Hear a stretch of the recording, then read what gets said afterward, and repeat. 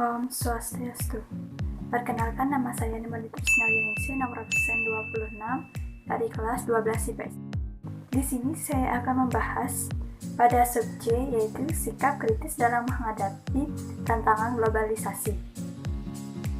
Sikap kritis merupakan wujud kepedulian sosial terhadap berbagai permasalahan ataupun fenomena yang terjadi dalam kehidupan masyarakat. Suatu budaya dikatakan telah melakukan globalisasi apabila telah melakukan pertukaran budaya. Dalam proses ini terjadi optimalisasi elemen positif dan usaha meminimalisir elemen negatif budaya lain.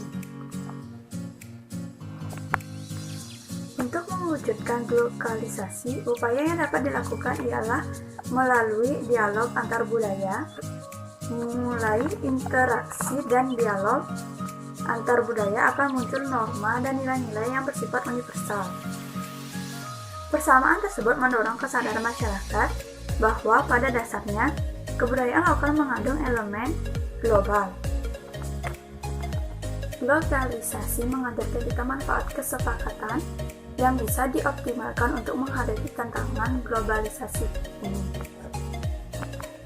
Yang keempat, ada menumbuhkan sikap bangsa terhadap identitas bangsa Indonesia.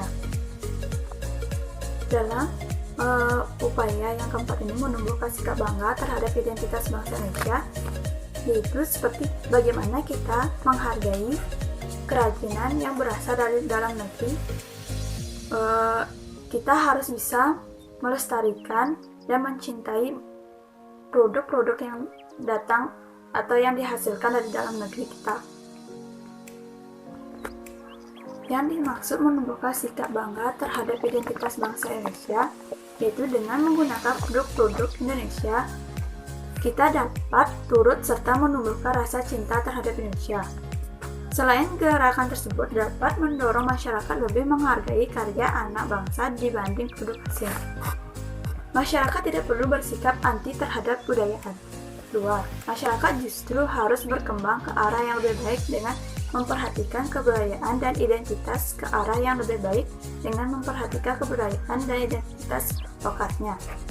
Penerimaan budaya asing secara mentah dapat mendorong masyarakat melupakan identitas dan kebudayaan aslinya. Dengan demikian, kita mampu menghadapi tantangan globalisasi, bahkan mampu memenangi persaingan antar bangsa pada era globalisasi ini. Upaya kelima yaitu ada gerakan kembali ke alam, back to natural. Alam adalah sumber kehidupan manusia. Dari tanah memperoleh sumber kehidupan air, tumbuhan, hewan, saling bergantungan untuk terus melanjutkan hidup. Begitu pula tumbuhan, hewan, saling bergantungan untuk terus melanjutkan hidup. Begitu pula manusia yang membutuhkan air, tumbuhan, dan hewan untuk dimanfaatkan sebagai sumber kehidupan. Apabila dalam alam mengalami kerusakan, ekosistem di dalamnya akan ikut terganggu. Kondisi tersebut semakin dipengaruhi dengan adanya kelangkaan atau kepunahan. Generasi sekarang masih bisa merasakan manfaat dari alam ini. Akan tetapi, anak cucu kita terancam tidak dapat merasakan manfaat alam bagi kemenuhan kehidupan jika kita tidak melindunginya dari sekarang. Manusia seharusnya menganggap alam itu seperti dirinya sendiri. Bagaimana ia merawat dirinya sendiri, begitu pula ia harus merawat alam ini seperti merawat dirinya sendiri. Akan tetapi, seiring perkembangan modernisasi dan pengaruh globalisasi, kebutuhan masyarakat semakin meningkat. Oleh karena itu, masyarakat justru mengeksploitasi alam untuk memenuhi kebutuhan hidupnya. Selain itu, masyarakat cenderung menjauhi alam melalui cara hidup yang lebih instan. Masyarakat modern kini lebih gemar mengonsumsi makanan kemasan, obat-obatan kimia, dan produk industri yang tidak ramah lingkungan. Padahal perilaku tersebut tidak baik untuk kesehatan dan kelestarian lingkungan. Gerakan kembali ke alam dapat digunakan untuk mengatasi permasalahan lingkungan akibat pemanasan global. Upaya mengatasi pemanasan global dapat dilakukan atau diterapkan dalam kehidupan sehari-hari seperti penjelasan berikut. Yang pertama ada reduce, reuse, dan recycle. Yang kedua ada melakukan penanaman pohon kembali. Yang ketiga ada memproduksi bahan bakar alternatif yang ramah lingkungan. Adapun norma-norma sosial dalam masyarakat di antaranya norma agama, norma kesopanan, norma kesusilaan, norma hukum, dan adat istiadat. Yang ketiga yaitu mewujudkan globalisasi. Ada banyak budaya Indonesia yang sudah dikenal banyak masyarakat dunia maupun go internasional, misalnya gamelan, nasi goreng, batik, masakan Padang, musik dangdut, dan angklung. Contoh kebudayaan tersebut menunjukkan globalisasi. Pada umumnya, di tengah pengaruh globalisasi, budaya cenderung berubah ke arah homogenisasi. Budaya barat dan warna kebudayaan tertentu cenderung digunakan sebagai kiblat kebudayaan yang merupakan warisan nenek moyang yang harus kita lestarikan. Kebudayaan lokal adalah identitas budaya yang perlu kita juga dan lestarikan. Perlu adanya sikap kritis dalam upaya pelestarian kebudayaan lokal di tengah globalisasi ini. Adapun upaya-upaya yang dapat diterapkan sebagai berikut. Pertama, ada meningkatkan SDM. Manusia merupakan aset terbesar yang dimiliki oleh suatu negara. Tanpa kualitas sumber daya manusia yang baik, dengan negara tidak dapat berkembang ke arah yang lebih baik. Nasib suatu bangsa sangat bergantung pada sumber daya manusianya.